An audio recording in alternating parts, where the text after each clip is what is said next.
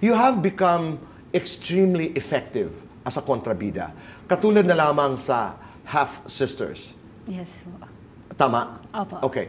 There is a particular scene sa Half-Sisters na sinampal ka nga ng maraming beses ni Jean. Ano itong eksenang aming pinag-uusapan? Nais namin ipalabas, ipakita ho sa inyo dahil ang maganda nito ay gagawin ho namin ni Thea ang eksenang yon, pero ako ang sasaktan, siya dito ang magiging Jean Garcia. Subukan lang natin kasi may problema kami kung sino ba ang gagawa ng mas magaling. Yung Half-Sisters o Fast Talk. Tingnan natin. Pero first, let's watch this. All this time, alam ko lahat. Mula sa pagpapanggap ni Nolly, sa pagkidnap ni Daddy, nakipagsabatan ako sa kanya. Para hut-hutan ka, para magkaroon kami ng pera, para makalayo at para magkaroon kami ng bagong buhay. At naiinis ako dahil sinira mo ng lahat ng yon. Ano? Yun ang gusto mong marinig, di ba? Ashley, dahil ito sa muntik nang mamatay si Diana. Dahil ito sa mga pagsisinungaling mo. Dahil ito sa lahat ng pagtatraidor mo sa pamilyang ito. At ito, dahil sa hindi mo na ako itinuturing na ina. Walang yaka!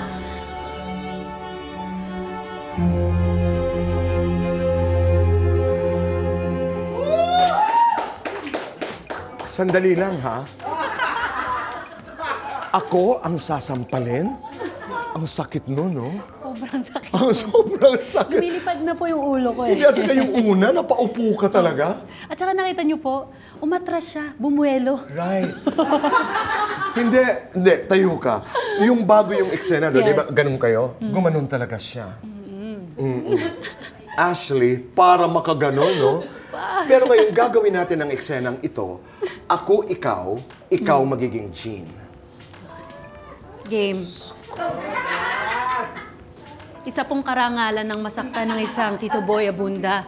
Ikaw nga ang mananakit sa akin, eh. Opo. Oo, ang masaktan Karangalan ako. na masaktan kita. Hindi ko alam kung karangalang masaktan mo ako. Subukan natin. Siyang Susan, ang buhok.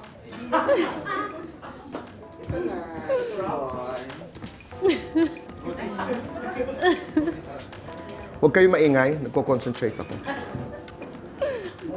5, 4, 3, 2, action! All this time, alam ko lahat. Mula sa pagpapanggap ni Nolly, sa pagkidnap kay Daddy, oo, nakipagsabuatan ako dahil gusto naming hut-hutan ka. Gusto namin ng pera, gusto naming makalayo, gusto namin ng maganda at bagong buhay. At kinamumuhian kita dahil lahat ng ito ay sinisira mo. Ano? Ito ang gusto mong marinig, di ba? Ashley, dahil ito sa muntik ng mamatay si Diana! At dahil ito sa pagsisinungaling mo sa amin! At ito dahil hindi mo na kami tinuturing na pamilya! At ito dahil hindi mo na ako tinuturing na ina! Walang iya ka!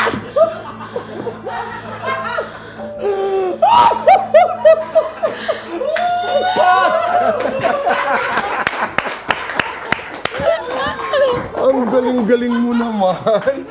Magaling ako. Opo.